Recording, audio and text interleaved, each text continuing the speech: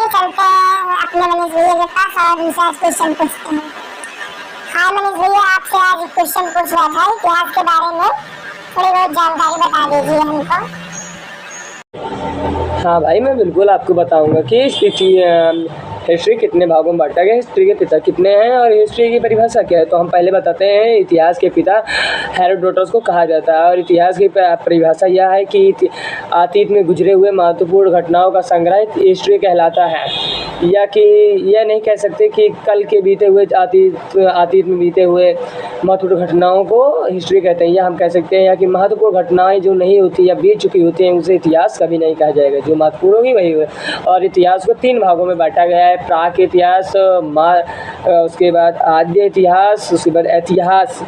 और पहले हम प्राक इतिहास को इंग्लिश में प्री बोलते हैं, इसमें लिखे हुए स्रोत कुछ नहीं मिले थे। उसके बाद जो है आद्य वाले में मिले थे लेकिन पढ़ा नहीं जा सकता था, ऐसी हैंड राइटिंग थी, बिल्कुल विचित्र हैंड राइटिंग थी। हाँ, इसके पहले जो है कि चित्र मिले थे कि बनाया हुआ चित्र था, वो पाकिस्तान में एक राज्य है उसका नाम है लिक्टास ज़िले में मिला था कि आद्य वाले भी चित्र ड्राइंग बना सकते थे।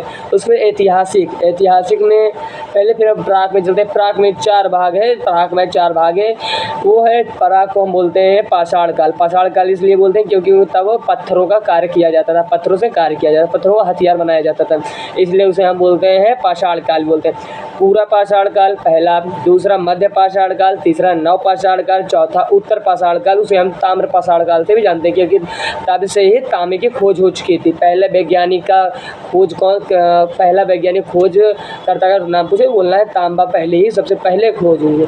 अच्छा, दूसरे में चलते हैं। आद्य में लिखे हुए स्रोत मिले थे लेकिन पढ़ा नहीं जा सकता था और इसे सिंधु घाटी की सभ्यता से भी जाना जा सकता है, इसमें सिंधु घाटी के बारे में डिस्कस कर सकते हैं। और तीसरा इतिहास को 4 कालखंडों में बांटा गया है। पहला है प्राचीन, दूसरा है मध्य, तीसरा है आधुनिक, चौथा है विश्व का इतिहास। तो प्राचीन इतिहास, मध्य इतिहास, आधुनिक इतिहास, विश्व का इतिहास, ये चारों की आज का ये जानकारी ये समाप्त हुई। ठीक अनुराग।